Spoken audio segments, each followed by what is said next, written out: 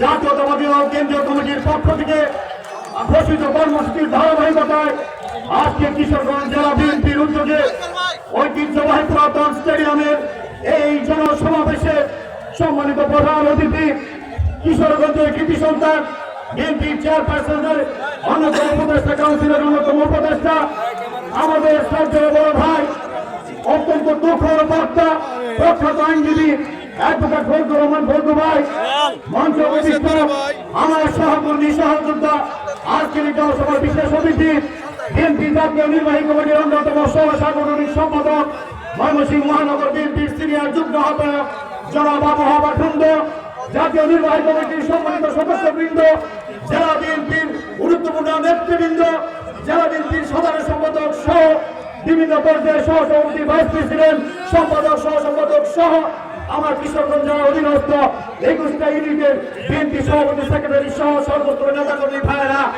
উপস্থিত জাতীয়তাবাদী যুবদল জাতীয়তাবাদী ছাত্র দল স্বেচ্ছাসেবক কৃষক দল শ্রমিক দল মহিলা দল চাষবাস তাঁতি দল মৎস্যজীবী দল এবং ওলামা দল সহ আইনজীবী ফোরামের নেতৃবৃন্দ উপস্থিত সাংবাদিক বন্ধুগণ মুরব্বিয়ান যুবক ভাইয়েরা কিশোরগঞ্জের সর্বস্তরের জনতা আসসালামু আলাইকুম।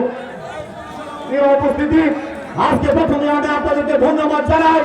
দীর্ঘদিন পর স্বৈরাচার মুক্ত বাংলাদেশে আজকে কিশোরগঞ্জের পুরাতন স্টেডিয়ামে জেলা বিএনপি ঘোষিত একটি জনসভাকে জনসভাকে রূপান্তরিত করার জন্য আপনাদেরকে অভিনন্দন জানাই। প্রিয় নেতৃবৃন্দ, ধন্যবাদ জানাই আজকের কিশোরগঞ্জ জেলার আমার 21টা ইউনিটের নেতা কর্মীদেরকে, যুবদল ছাত্রদল স্বেচ্ছাসেবক কৃষক দল শ্রমিক দল, যাদের কথা না বললেই নয়। আপনারা অসংখ্য নেতা কর্মী সহ সুশৃঙ্খলভাবে মাঠে অবস্থান করে স্পেশালি যুবদল ছাত্রদল স্বেচ্ছাসেবক নেতারা মাঠে বসে সভাপতি সেক্রেটারিদের নেতৃত্বে আপনারা আজকের কর্মসূচিটা সফল করেছেন। সেই কারণে জেলা বিএনপির পক্ষ থেকে অভিনন্দন জানাই, ধন্যবাদ জানাই। প্রিয় নেতৃবৃন্দ, আজকে আপনাদেরকে বক্তব্য রাখবে ফজলু ভাই, সময় খুব স্বল্প। আমি শুধু একটি কথা বলতে চাই, বিগত আন্দোলন সংগ্রামে জেলা বিএনপির নেতৃত্বে বিএনপির ভারপ্রাপ্ত চেয়ারম্যান জনাব তারেক রহমান যখন যে কর্মসূচি দিয়েছে, আপনারা আমাদের ডাকে রাজপথে এসে ওই হায়না সরেছেন শেখ হাসিনাকে এদেশ থেকে বিতাড়িত করার আন্দোলনকে আপনারা জীবন বাজি রেখে রাজপথে আপনারা বুকে তাজা রক্ত ফেলে সেই কর্মসূচি বাস্তবায়ন করেছেন। আমাদের অসংখ্য নেতা কর্মী আমরা হারিয়েছি সেই আন্দোলনে। আজকে আমরা কিন্তু এখনো পরিপূর্ণভাবে স্বৈরাচার মুক্ত হতে পারি নাই। আজকে আমাদের সমাবেশ দ্রব্যমূল্যের দাম সহনীয় পর্যায়ে রাখতে হবে, জনগণের ক্রয় ক্ষমতার মধ্যে রাখতে হবে। এখনো আমরা সেই কাঙ্ক্ষিত দ্রব্যমূল্যের দাম এখনো জনগণের ক্রয় ক্ষমতার মধ্যে রাখতে পারি নাই।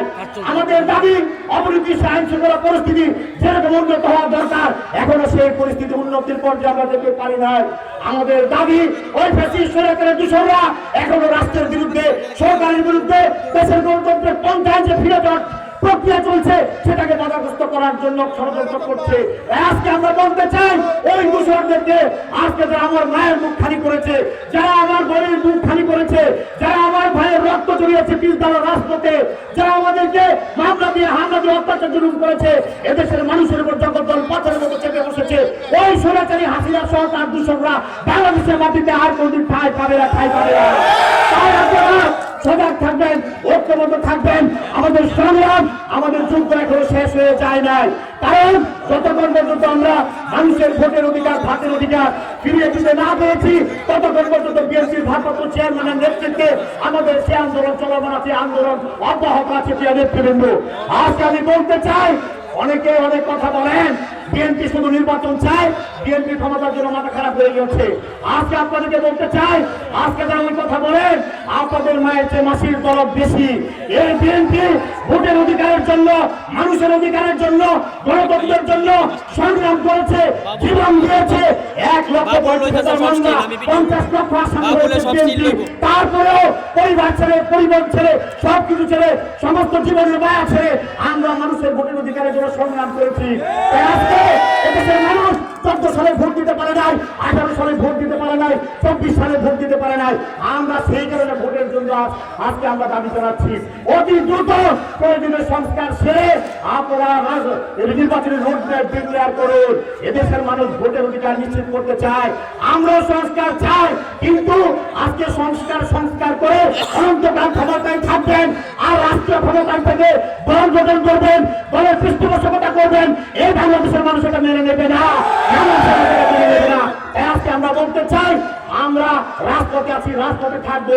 এদেশের মানুষ, আমরা কিশোরগঞ্জের সর্বস্তরের মানুষের কাছে আমরা আহ্বান জানাই, আপনারা সজাগ থাকবেন। আমরা কেন্দ্রীয় হবে, মন্ত্র হবে, কোন ক্ষমতা যাবে সেটা বড় কথা নয়।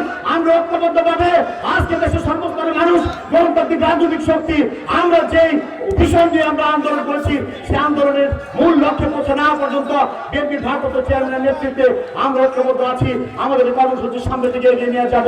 তাই আমি কথা দীর্ঘায়িত না করে আমি আজকে এই সমাবেশে আবারও আমি আমার কিশোরগঞ্জ ইউনিটের সভাপতি সেক্রেটারি সহ গুরুত্বপূর্ণ নেতৃবৃন্দকে ধন্যবাদ জানাই। আমাদের এই যুবদল, ছাত্রদল, স্বেচ্ছাসেবক সহ 11টি অঙ্গ সংগঠনের নেতৃবৃন্দকে, মহিলা দল সহ সবাইকে ধন্যবাদ জানাই। আঞ্জিম ফোরামকে ধন্যবাদ জানাই। কিশোরগঞ্জের সর্বত্র ব্যবসায়ী বৃন্দ যারা আজকে আমার এই সমাবেশের জন্য আপনাদের কিছু না হলে ক্ষতি হয়েছে শহরে ব্যবসা বাণিজ্যে, তাদের কাছে আমরা ক্ষমা চেয়ে নিচ্ছি। অটো চালক, রিক্সা চালক, শ্রমজীবী সাধারণ মানুষ এই শহরের যারা আছেন তাদের এই আজকের জীবনযাপনে কিছুটা বিঘ্ন হয়েছে, জীবিকা নির্বাহের ক্ষেত্রে আপনাদের কার্যক্রম করতে যে ব্যাঘাত হয়েছে, সেই কারণে ধন্যবাদ জানাই।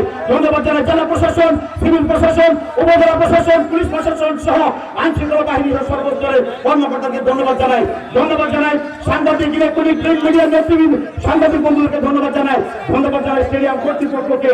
আর আমি ধন্যবাদ জানাই আমার এই রাজপথের সৈনিকগুলো। শুধু আপনাদেরকে একটা কথা বলতে চাই, দলের ভাবমূর্তি ক্ষুণ্ণ হবে এমন কোনো কাজে আপনারা জড়িত হবেন না। কেউ যদি দলের ভাবমূর্তি ক্ষুণ্ণর কোনো কার্যক্রমে অংশগ্রহণ করেন আর তার প্রমাণ পায়, দল অতীতেও ছাড় দেয় নাই, বিএনপি ভারপ্রাপ্ত চেয়ারম্যান কাউকে ছাড় দেয় নাই। আমরা চাই জনগণের সমর্থন নিয়ে আগামী দিনে আমরা দেশের মানুষের সেবা করতে চাই। জনগণের যদি সমর্থন নিয়ে আমাদেরকে সামনে এগোতে হয়, জনগণের ভালোবাসা অর্জন করা ছাড়া, জনগণের কাছাকাছি যাওয়া ছাড়া আর আমাদের কোনো পন্থা নাই। উপরে আল্লাহ আর নিচে জনগণ, এটাই আমাদের দুইটা ধাপ। সেই কারণে আমাদের ঐক্যবদ্ধ থাকতে হবে। এই কথা বলে আপনাদের সবাইকে ধন্যবাদ জানিয়ে আজকে আমার বক্তব্য শেষ করছি। আল্লাহ হাফেজ। বাংলাদেশ জিন্দাবাদ। শহীদ রাষ্ট্রপতি জিয়াউর রহমান এবং খালেদা জিয়া জিন্দাবাদ। তারেক রহমান জিন্দাবাদ। ধন্যবাদ সবাইকে।